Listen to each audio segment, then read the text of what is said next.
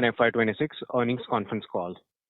As a reminder, all participant lines will be in the listen-only mode, and there will be an opportunity for you to ask questions after the presentation concludes. Should you need assistance during the conference call, please signal an operator by pressing star then zero on your touchtone phone. Please note that this conference is being recorded. I now hand the conference over to Ms. Runjhun Jain. Thank you, and over to you, ma'am. Thank you, Sagar. Good evening, everyone. Today, we have Mr. Srinivas Sadu, Executive Chairman, Mr. Shamkant Giri, Chief Executive Officer, Mr. Ravi Mitra, Chief Financial Officer from India office, and Mr. Anand, CEO of Cenexi, who is connected virtually. Before we proceed, I would like to remind everyone that certain statements made today are forward-looking and based on management's current estimates. These should be considered in the context of risk inherent to our business. Please note that this call is being recorded and a playback transcript will be available on our website shortly. With that, I hand over the call to Mr. Sadu for his opening remarks. Over to you, sir. Thank you, Ranjan. Good evening, everyone, and thank you for joining us today. On behalf of Gland Pharma, I welcome you to our earnings call for the first quarter of FY26. I will begin by highlighting our strategic priorities and the progress we are making.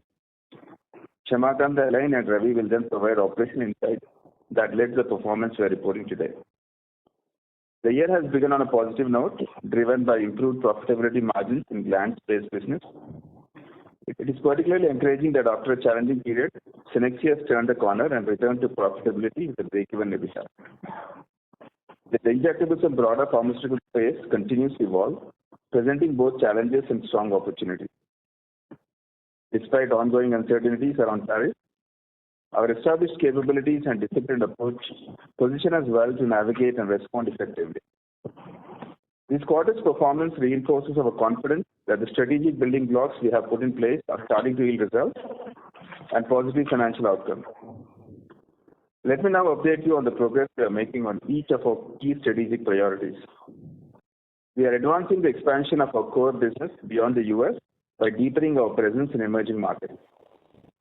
Although contributions from these markets will take time to build, we believe the distinct value of our portfolio will serve as a key growth catalyst over the medium term. Moving forward, our focus remains on capacity enhancement and strengthening our industry-leading capabilities. Gland has historically led the way in adopting innovative technologies and formats for injectables, consistently offering competitive large-scale solutions. Our current capacity enhancements now include capabilities for suspensions, hormonal products, microsphere bulk, microsphere powder filling. We are also making strategic push into RTU formats such as dual and triple chamber bags. We continue to make significant progress in our CDMO program, particularly in key areas like oncology, RTU bags, ophthalmics, PFS, and GLP-1s. These advanced capabilities give us a unique position in the industry, and we are committed to leading with innovative initiatives. Our GLP-1 strategy gained momentum last quarter with the launch of liraglutide. The product has now also been launched in the UK and Australian market. We are excited about other programs that will benefit from our expanded pen and cartridge capacity, which we are aggressively increasing from 40 million units to over 140 million units, with the factory acceptance test scheduled to be completed by September 25. Turning to our R&D and portfolio expansion initiative, our strategy is anchored on three core pillars: in-house research, complex products, and co-dev collaborations. In-house R&D continues to be a strong driver, with 9 approved alongside 1761 global registrations in the quarter. During Q1FY26, we launched 9 new products in the US and are confident of sustaining this momentum. We also filed 1 RTU infusion bag this quarter, which brings our total to 20 such products filed in the US, of which 14 are already approved. An additional 10 RTU bag products are currently under development. This RTU bag portfolio addresses a market opportunity of approximately $760 million in the US. In the area of complex injectables, we have already launched 6 products with 3 more in line for approval. We expect complex injectables to remain a central pillar of our long-term growth, with more products being added to the pipeline. Within our co-development model, our portfolio now comprises 15 products, including 7 505(b)(2) submissions and 8 ANDAs. These products are strategically aligned to high-potential therapeutic areas such as immunology, chemoadjuvants, mineral supplements, pain management, endocrinology, and radiocontrast agents. On Cenexi, we have addressed the challenges head-on and have kept you closely informed on the steady progress of our turnaround plan. I'm pleased to report that as of Q1FY26, Cenexi has turned EBITDA break-even, and we are confident of continued improvement.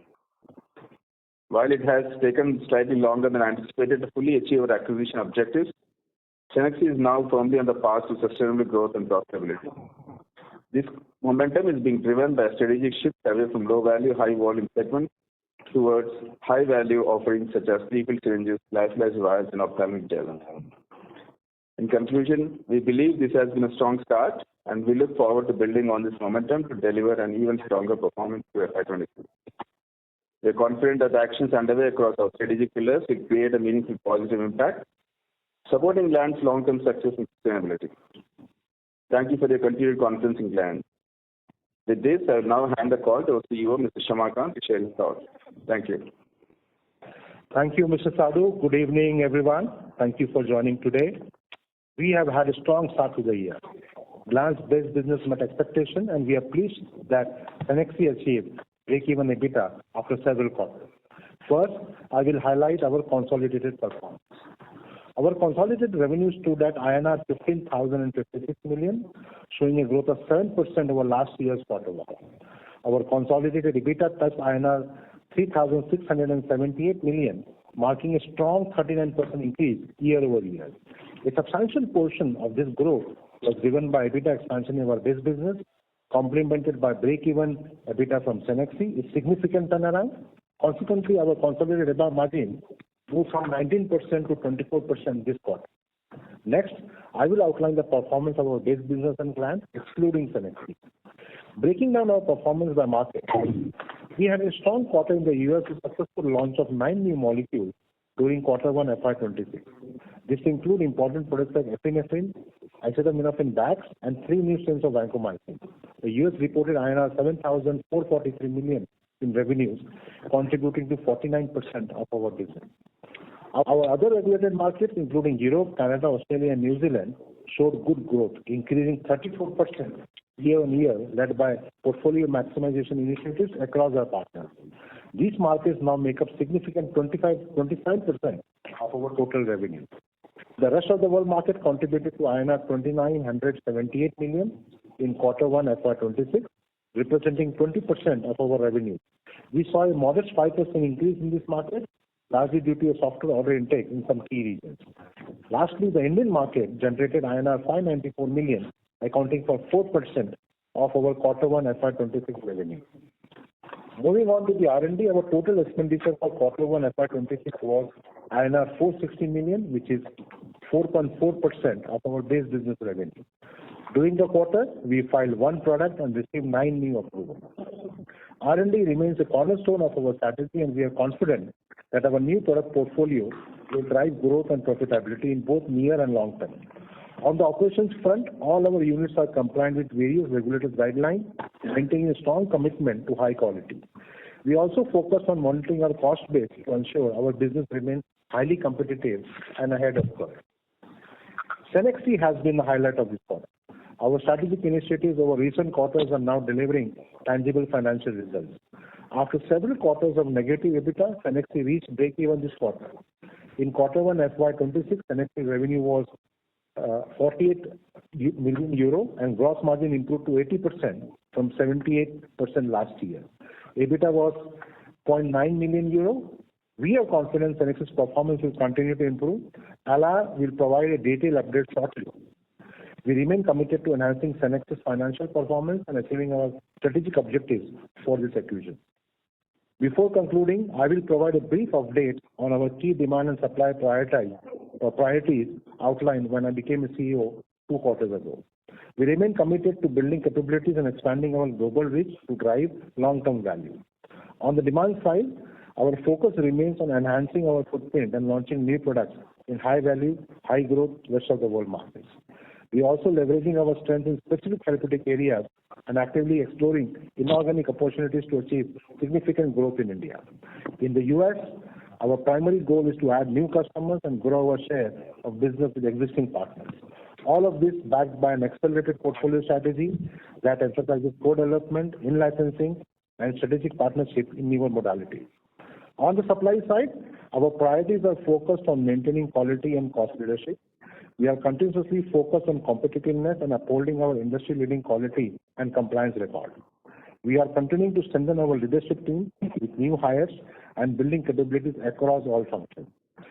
With this, I would like to hand over the call to Ala for more detailed update on Cenex's performance. Over to you, Ala. Thank you, Mr. Giri, and good evening, everyone. As emphasized by Mr. Sadhu and Mr. Giri in their remarks, we are pleased to report that Cenexi reported a break-even EBITDA this quarter. This achievement reflects our continuous efforts to streamline operations and optimize costs. While we are still working toward our desired financial performance, this marks a strong beginning and emphasizes both our strategic intent and the progress we are making. To provide a more granular perspective, let me walk you through key updates at the site level. Production at our Fontenay facility has been on track with the plan. We were able to improve our order shipments and reduce downtime. The transfer of products to our new ampoule line is progressing well, thus increasing our production outputs. Our results this quarter also reflect the benefits of price increases negotiated last year with our customers. As we had reported, we have also concluded the required actions pertaining to the Q1FY26 ANSM inspection. A new inspection took place in July to monitor the progress of our CAPA plan. We remain focused on streamlining operations on the site and adding further volumes. The operations at Hérouville-Saint-Clair have remained on track with our recovery plan, and we continue to see steady progress with the ongoing tech transfer projects under development.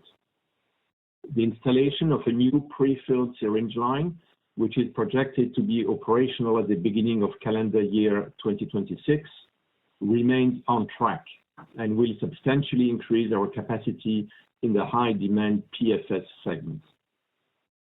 The business from Braine-l'Alleud and Osny remained robust and delivered a solid performance this quarter. As updated previously, our two new lyophilizers are being installed at Braine-l'Alleud, and their qualifications will be concluded by the end of the calendar year 2025. In parallel, engineering studies for the installation of a new vial line under isolator with automatic loading and unloading of the lyophilizers are progressing well. The long-term prospects for this business remain robust, with high-value projects in our tech transfer program. Besides, our pipeline of new leads in Braine-l'Alleud is growing fast, with new projects under study in hormones, blood derivatives, biologics, and of course, cytotoxics. Q1FY26 has marked the beginning of a meaningful turnaround. We remain firmly focused on our previous commitments.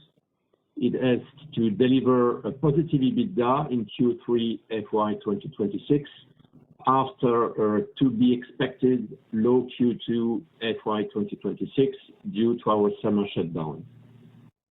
Thank you for your time. I will now turn the call over to Ravi to discuss our financial performance. Ravi, over to you. Thank you, Ala. Good evening, and thank you for being with us on the call today as we review our financial performance for the first quarter of the fiscal year 2026. We are pleased with the steady growth in consolidated profitability year on year, driven by improvement in our gross margin, which has reflected a strong positive momentum, improving to 65% from 60% in Q1FY25. This enhancement was largely on account of higher contribution from favorable raw material costs for several key products at base business. Excluding Cenexi, our base business gross margins stood at 59% in Q1FY26, up from 53% in the same quarter of previous year. The consolidated EBITDA margin also improved significantly, reaching 24% from 19% in the corresponding period of FY25. This uplift was driven primarily by a strong gross margin and various cost controls initiatives across our base business. At Cenexi, EBITDA breakeven was achieved, supported by higher volumes alongside stable operating expenses. Excluding Cenexi, our base business delivered an EBITDA margin of 35% for Q1 FY26 compared to 29% in the same period last year. It is worth mentioning that the company launched ESOP 2025 scheme in May 2025 to motivate key employees and also to align with the interest of investors. On ESOP grant of 8,43,685 options, a non-cash expense amounting to rupees 59.48 million was included in this quarter's employee benefit cost. Adjusted for this expense, our base business adjusted EBITDA stood at rupees 3,651 million. Our net profit for the quarter reported a strong 50% year-on-year growth to rupees 2,155 million compared to Q1 FY25. During the quarter, we achieved a PAT margin of 14% compared to 10% in Q1 FY25. Other income, primarily consisting of interest earned from bank deposits and foreign exchange gains, amounted to rupees 575 million in Q1 FY26. This is higher than the rupees 440 million reported in Q4 FY25. Our R&D expense for the quarter were rupees 460 million, declined from rupees 489 million in the same period last fiscal year, largely due to timing of the expenses, while all our R&D programs remain on track. This quarter's R&D expense represents 4.4% of our revenue on an ex-Cenexi basis. On a standalone level, our effective tax rate was 25.7% for the quarter. As of June 30th, 2025, our total cash and equivalents at the group level stood at rupees 30,139 million, including non-callable deposit of rupees 3,960 million. Debt at Cenexi level stood at rupees 3,145 million. Cash flow from operations during Q1 FY26 was rupees 2,620 million. Our average cash conversion cycle was 161 days for the first quarter, compared to 172 days at the end of FY25, largely on account of better receivable and payable management. Total capex during the quarter amounted to rupees 786 million, mainly deployed in Cenexi's DLA for the new projects and other replacement and maintenance capex. With that, I would now like to request the moderator to open the lines for questions. Thank you. Thank you very much. We will now begin the question and answer session. Anyone who wishes to ask a question may press star, then one on their touchtone phone. If you wish to remove yourself from the question queue, you may press star, then two. Participants are requested to use handsets while asking a question. Ladies and gentlemen, we will wait for a moment while the question queue assembles. Our first question comes from the line of Saion Mukherjee from Nomura Securities. Please go ahead. Yeah, hi, thanks, and good evening. Sir, can you provide the profit share and milestone number for this quarter, please?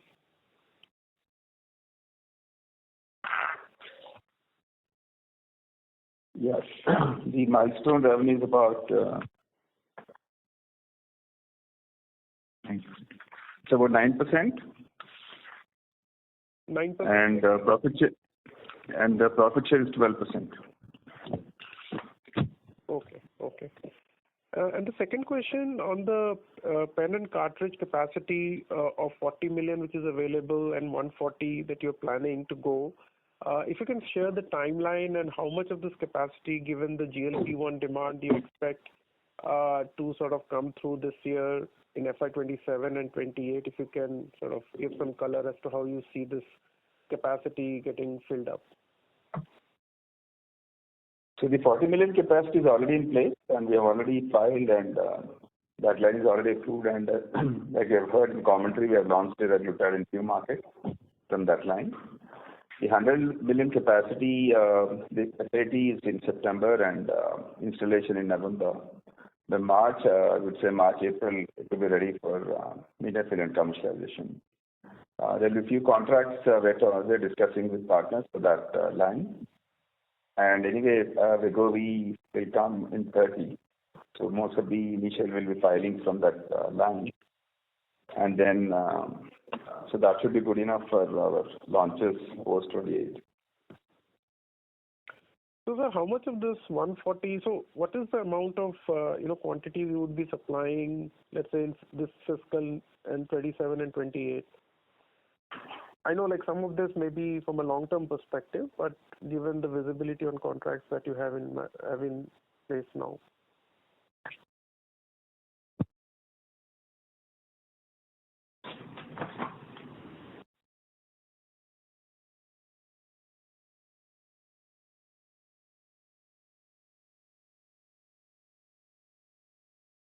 Yeah, let's start with around 20 million the first year, and then we ramp it up the next 2 years, depending on which markets you get approval.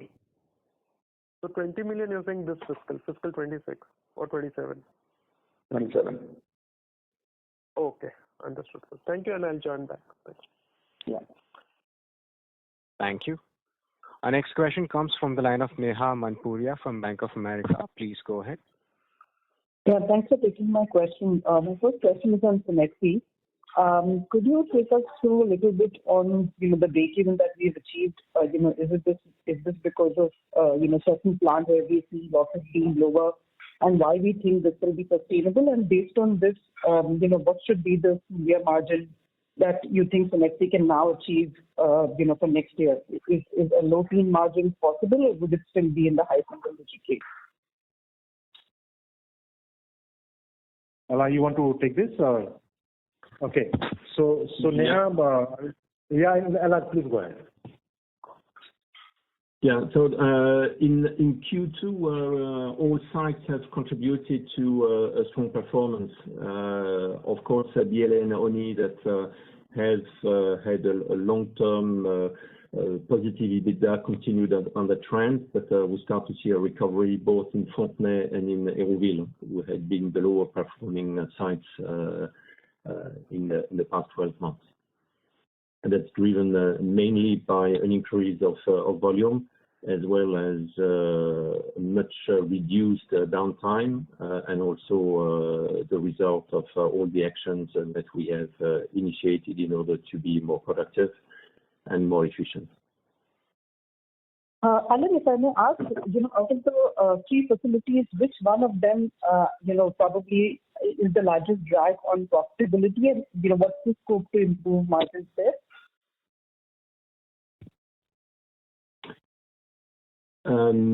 So if we look at Q2, as I mentioned, both Fontenay and Hérouville have sharply increased their results. Oni and Braine-l'Alleud continue on a very positive trend, but most of the upside is coming from Fontenay and Hérouville that had been underperforming in the past 12 months. So Neha, just to add, Fontenay side, I think we were struggling to deliver the demand, and the line which have added in March that kind of helped us to catch up with some of the back orders and also increase the capacity. So that has added the Fontenay and brought into green. And from the HSE side, 2 products got launched, Entecor and physiothermic gel vaccine product to this. So that those projects got commercialized, and there was a volume increase. That kind of helped HSE also to increase the revenue. So these are, and also there were actions taken by Alan in terms of increasing the transfer prices for several products, and that also helped in increasing the profitability. And next year, sir, do we think Cenexi can now comfortably do a low-teen EBITDA margin? Would that be a fair assumption given the progress we've seen, in this quarter? Probably still too early to call that. So next quarter, because of the summer shutdown, this next quarter Next year, sorry.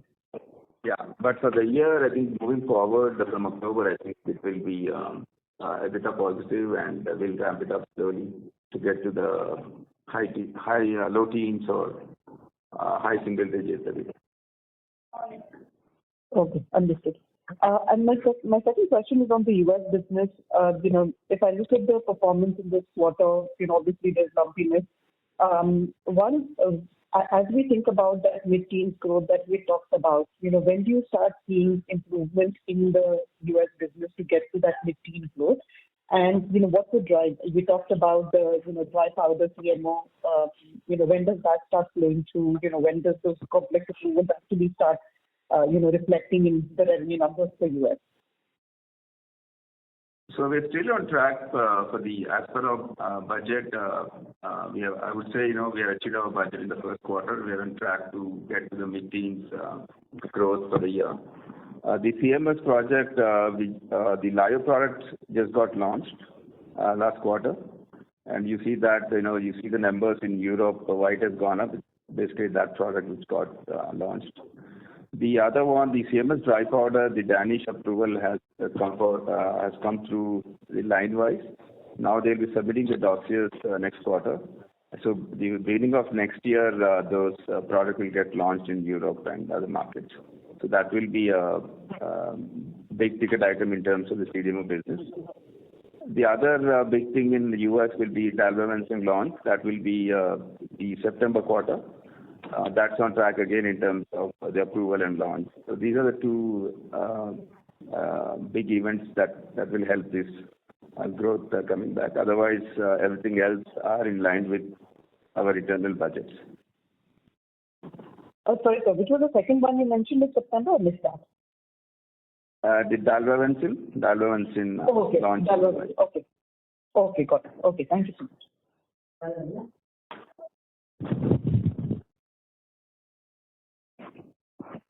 Thank you. A reminder to all the participants, if you wish to register for a question, please press star then 1 on your touchtone phone.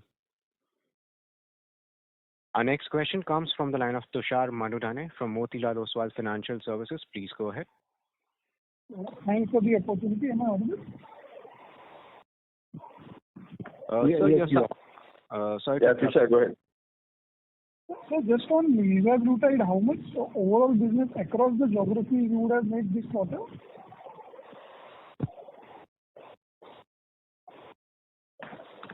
We can't be specific, but I think we launched in UK and one other in Australia. UK and Australia got launched this quarter. And previous quarter, again, I think the two markets, right? South Africa and Saudi Arabia, two markets. So till now it's 4 markets, this product got launched. And how many more, subsequently, in the remaining quarters of 26? It's a global deal, so I can't say because it's a partner's product. So it's a global agreement. And sir, will this have cannibalizing impact once, in the next year when the other peptides get as a business opportunity for Gland? No, it has its own market, right? I mean, Lira and Sama both have its own. No, from the manufacturing capacity point of view, not on the... No, we have enough capacity. We have currently 40 million, and that should suffice for next few years. Because the major product like Wegovy will only come early 30s, right? So that is as far as US the other line will... But for the semi-regulated markets, so we'll have the other line ready by the first quarter of next year. So that should take care of the demand. Till that time, we have enough capacity. Got it. And sir, I missed the name of the two, potential products for US market which will drive sales, if you could repeat. So one is dalbavancin, and the other, we already told it's a CMS contract. That's not just US, that's also European. So, the second one is the CDMO project.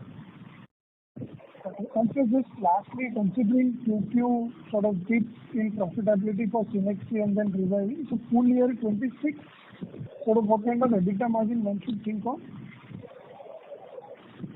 full year.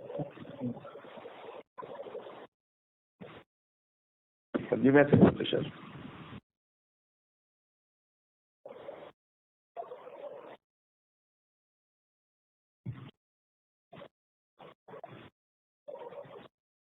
Yes, similar like this quarter, Tushar, around 25% tax, 24-25%. No, for Cenexi. You want EBITDA or? EBITDA margin. Okay. So, Tushar, Cenexi, we are estimating the EBITDA ramp up happening in Q3 and then Q4 also. Q2 would be a little lower because of the 1 month summer shutdown. So accordingly, we'll have the full year Cenexi number. Got it. So you were indicating like full year EBITDA margin of Gland per se as like 24% to be considered? I think combined Gland and Cenexi could be around 25%, I would. This is the current quarter's EBITDA consolidated. Got it. Thank you. Thank you. Our next question comes from the line of Bino Pathiparampil from Elara Capital. Please go ahead. Hi, good evening. Could you please elaborate a bit on the semaglutide manufacturing opportunity for you in the near term, specifically for next financial year? How big can that be based on your capacity, your contracts, and your outlook compared to the overall size of the company?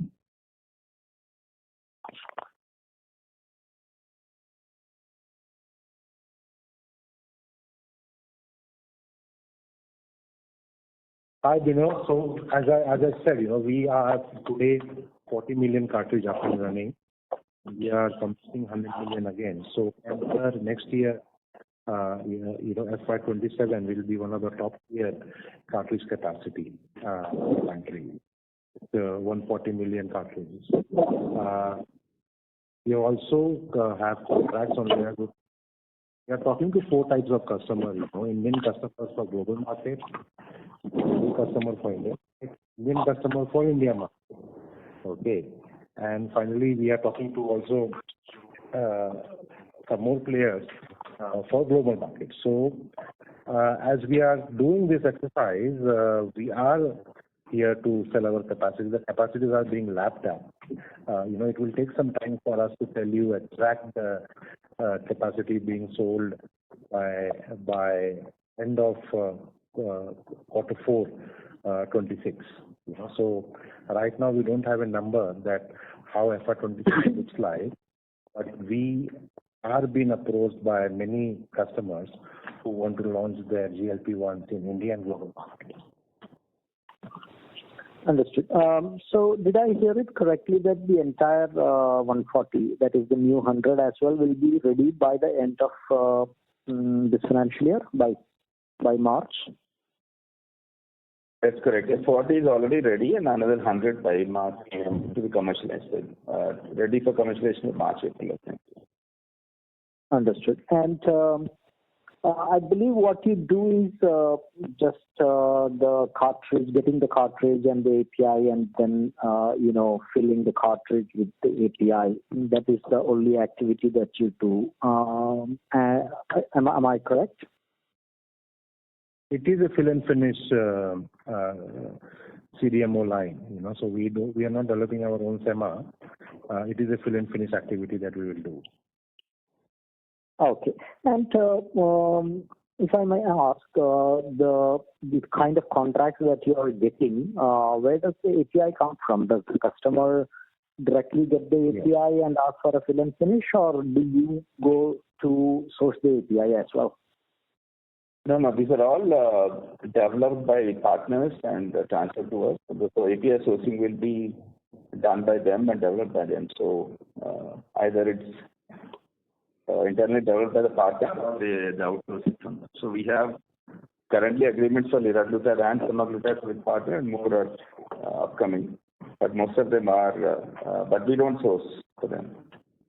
Understood. And last one question. Given the so-called capacity shortage in the market for semaglutide, etc., is this fill and finish activity going to be of a significantly higher margin profile than the other fill and finish lines that you run? The contribution margin could be higher because of the volume you can produce in a batch for cartridges. But it all depends on how the market behaves and, once you come closer to launches in various markets. So we can't really comment, but we can only comment on the contribution margins will be better than others because of the throughput you can give on a daily basis. And the throughput is higher because of the nature of the cartridge or why is it? Is it because of a technical reason? Yeah, the speed of the machine as well as the fill volume of it. So it can produce more units compared to a vial. Understood. Got it. Thank you very much. Thank you. Our next question comes from the line of Nitin Agarwal from DAM Capital. Please go ahead. Thanks for taking my question. Just following up on the previous questions. So on these capacities that we have, these are capacities for multi-dose cartridges and pen assembly, or these are largely vial filling capacities? These are cartridges. These are not vial lines. This is a bulk cartridge line, and these lines are integrated with the pen assembly line. Oh, okay. And so from a regulatory perspective, the next 100 million vials cartridge capacity that you will pick up, that you'll put up, what kind of regulatory approvals are you looking at? For which these 40 million, what regulators will approve this capacity? And for you to get, incrementally approvals for the next 100 million, what kind of time frame will it take after the commissioning? So this line is part of the same suite where we have other lines approved, including this sterile cartridge. So the approvals will be faster, especially US and Europe, because the suite is approved for these markets already. So it's easier. You have seen Lira about getting launched in other markets. So this is a similar block and suite. So it's easier compared to a new suite. Okay. Thank you so much.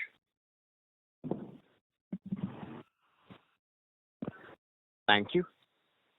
Participants, you may press star and 1 to ask a question.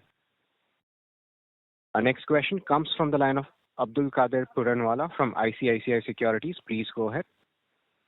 Yeah, hi. So thank you for the opportunity. So for the first question, it's with respect to your US market growth for the base business. Any commentary you would like to provide as to how the growth would revive in this particular portfolio in quarters ahead?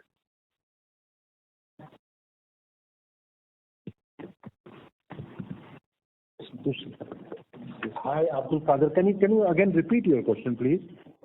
Yeah. So my question is with regards to your US revenues, which has declined at around 2%. Within that Gland's portfolio, the growth has been minus 5%.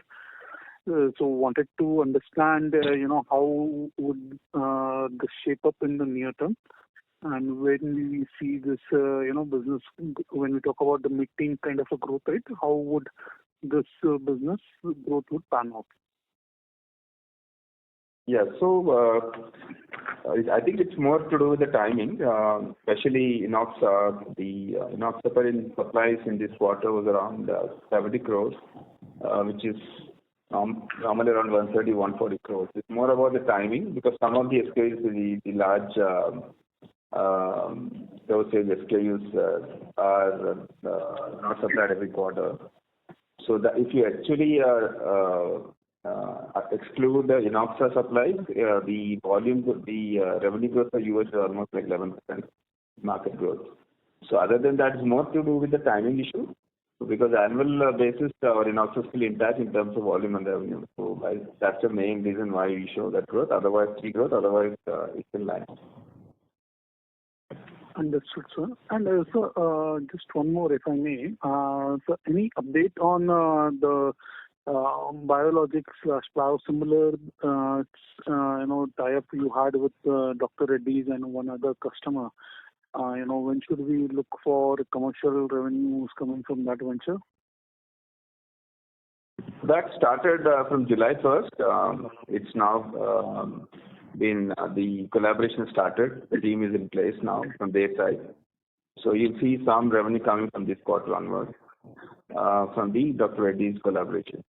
On the other projects, still we are working on RFPs and the commercial discussions are happening on the handiest two projects that we're discussing with them.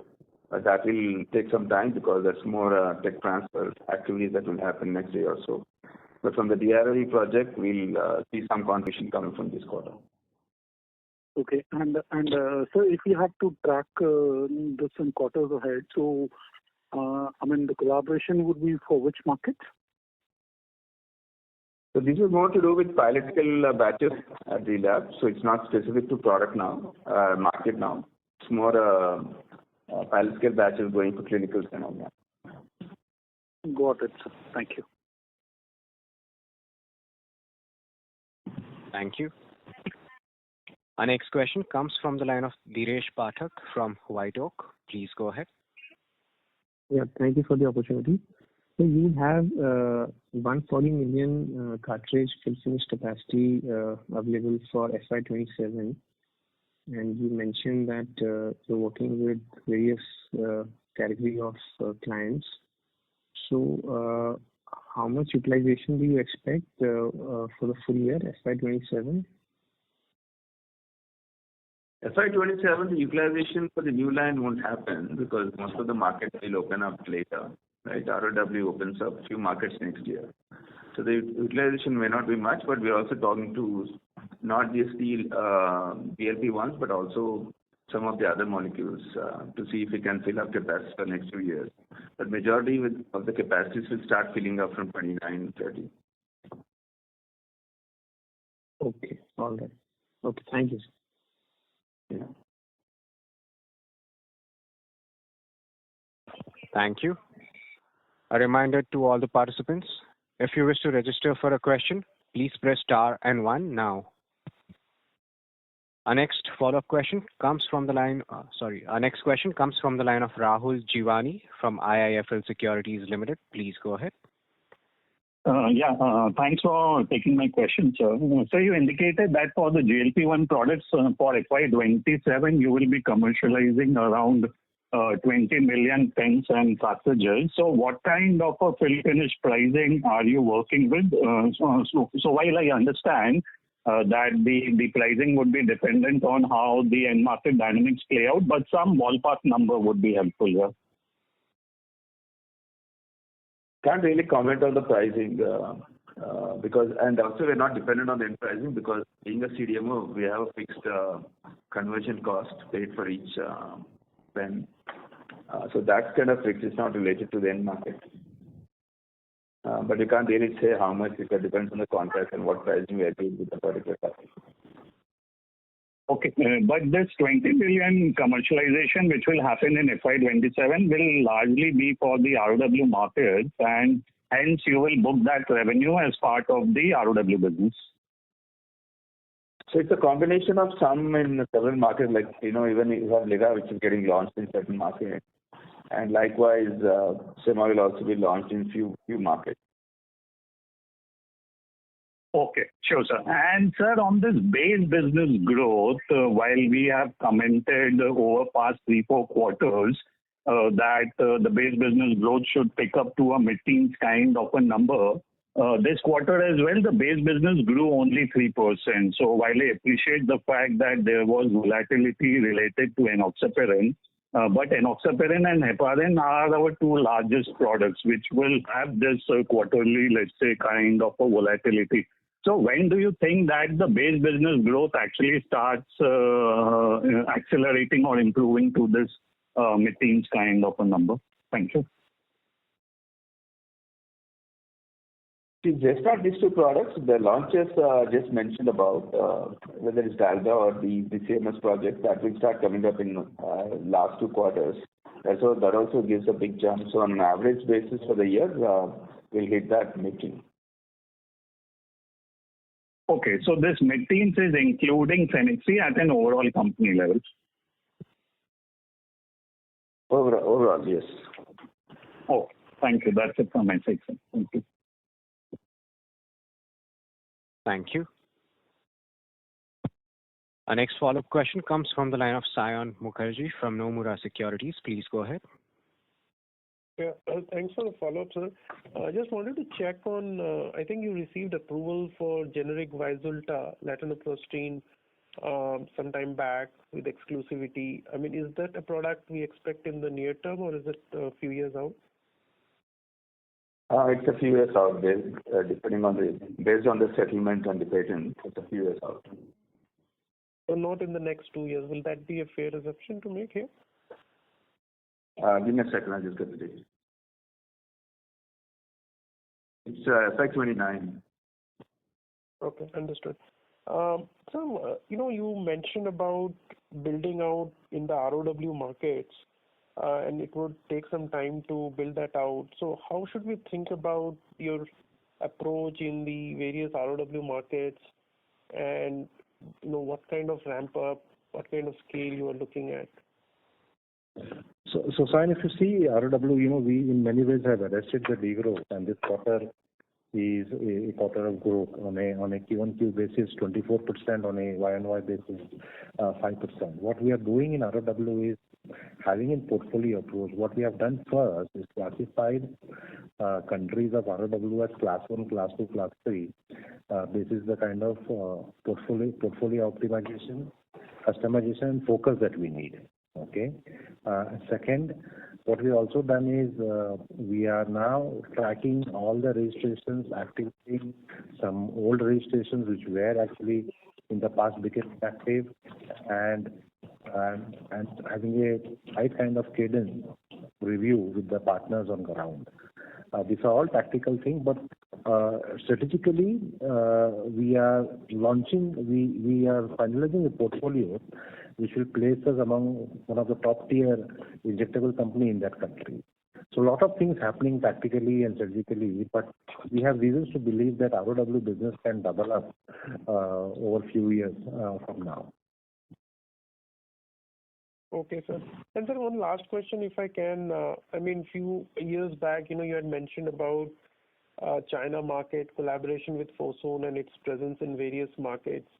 I'm just wondering, what kind of involvement like Fosun has in the strategic direction for the company and the business as a whole at this point. So overall, I think Fosun is a good partner. We have access to Chinese ecosystem from an API side and all of that because of Fosun. But they are not day-to-day, Sayan. And if I were to again comment on a particular China market question, we have 4 approvals, 4 more pending. Okay, and we do have some values that we are generating. China again is a very intimidating market. We want to really push our approvals registration more in China. Takes a lot of time, and there is an VVP overhang, and therefore the selection of molecule becomes very, very critical of where we want to play in China. Okay, sir. Thank you.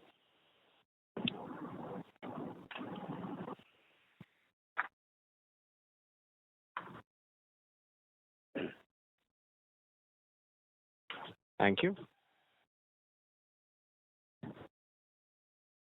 A reminder to all the participants, you may press star and 1 to ask a question. Our next question comes from the line of Harsh Bhatia from Bandhan Mutual Funds. Please go ahead. Thank you. Am I audible? Yes, sir, you're audible. Go ahead. Yeah.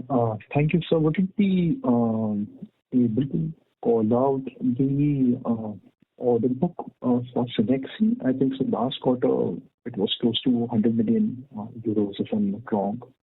But for this quarter, what would be the order book visibility? So the order book is approximately around 85 to 90 still, although this quarter we produce a little more to clear some backlog. We do have a backlog still in Cenexi. Sure. And considering the 48 million euro run rate, assuming hypothetically this is the run rate to work with, on an annualized basis, on the expanded capacity base, what would be the broad capacity utilization for the Cenexi business as such across all the lines? So let me slice and dice for you this one. So we do have capacity available in HSC, BLA. Pune and Fontenay is where we are, peak of the utilization, and therefore there price increases, getting higher value format, getting new businesses for new value or more value is the strategy. Just to add, Harsh, is that in Cenexi, the Fontenay line G has recently been started commercially operating. So this will go up from this quarter's run rates Fontenay has done. Haravali site, like Mr. Sadhu explained a little while ago, is that it was just few products launched, and there are ample runway for further capacity utilization. So there is further plans in the tech transfer project happening, so it will go up further at Haravali site. The BLA, as you know, that there are a few new layers recently set up, few more are coming, but there's one new vial line being expanded. So all this will in the next year more or less be operational, and then when we have revenue scale up significantly from this level. Would it be fair to say, I understand that Fontenay would be more of a product mix rather than a pure capacity lever, but that's more to do with Haravali and BLA. But would it be fair to say at current capacity you can very easily go to, let's say, a quarterly run rate of 100 million euros just based on the current capacity or the expanded capacity base? No, so expanded capacity definitely would be before the BLA's new line growth capex. It should be around between 50 to 55 million.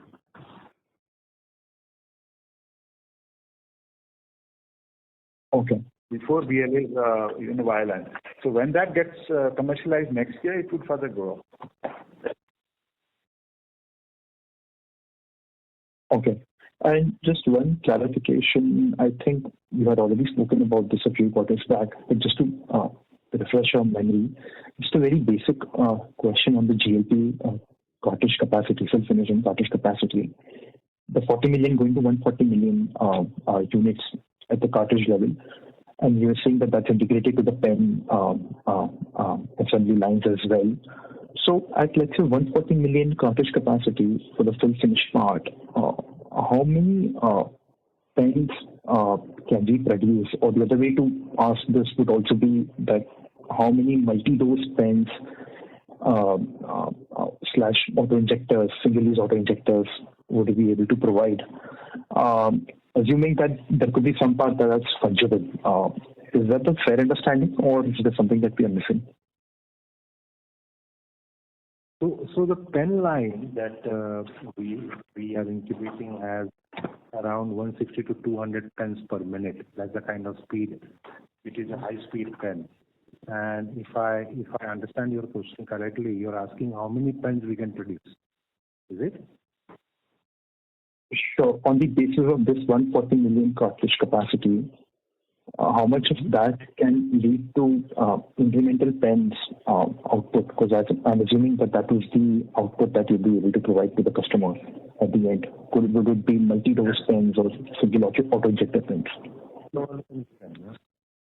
Whether it's multi-dose or single dose, it's the same. Capacity-wise is the same, 140 million. The cartridges are similar. Only the assembly machines are the pens devices are different.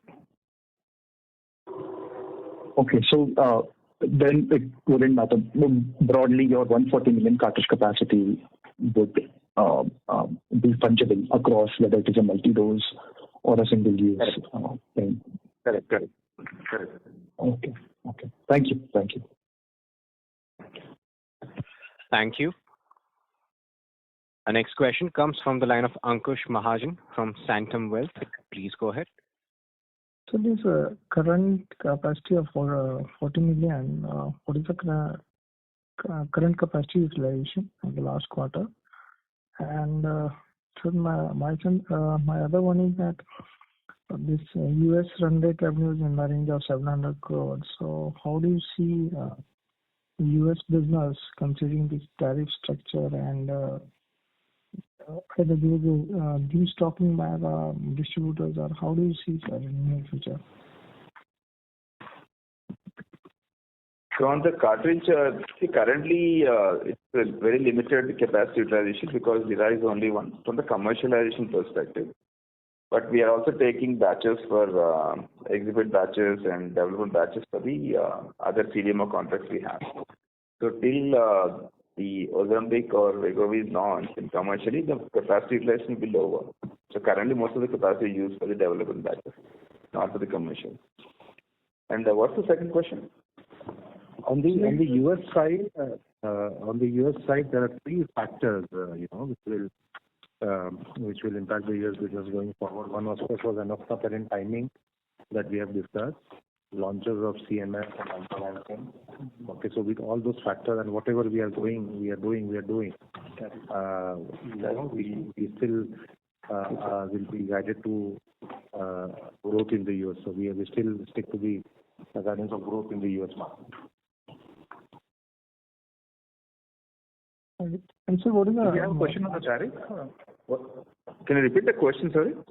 So my question was that there is a tariff is announced on by the Trump government. So how do we see the US business in upcoming quarters now? Either distributors or there is destocking is happening in the US market or not? Yeah, so as of now, there's no tariff on pharma. But we have to see how much and how does it happen. But as to the discussions we will pass on to the partners, and they have to pass on to the different purchasing groups. So that's how the discussion is. But everybody is now getting a finger across when and how much they will charge, because the market says for generics they may be exemption, but mostly on the branded side, it would impose large tariffs. Thank you, sir. That's from my side. Yeah. Thank you. Our next question comes from the line of Dawal Kut from Jefferies. Please go ahead. Hi, thank you, sir, for taking my question. For the European market, wanted to know which was the bigger growth driver between the new product launches, especially the liraglutide and the new tech transfer project. And secondly, when we launch product, is there any channel benefit that we get whose revenue may not be available in next 1-2 quarters, but as we gain the market share, it again scales up to that level? So the CMS project is on-market product. It's only a transfer from European side to Gland side. So there's no question about gaining market share. It's already there. And the Lyo product is already launched. It's already approved. Dry powder, we just filed. They're filing dossiers with the data. So that approval will come the first quarter next year. That's when that business will start. But there's already a market which is already there. Basically, it's a transfer of manufacturing side from Europe to India. Okay. So the YOY growth that we see within the European market, what will you attribute it to?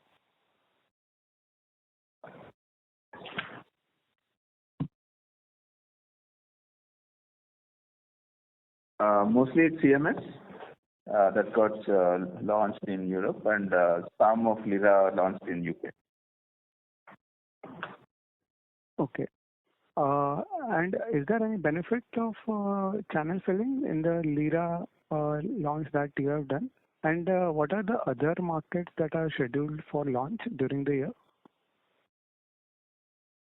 So for the other markets, there's no channel filling unlike US. So this is more a straight.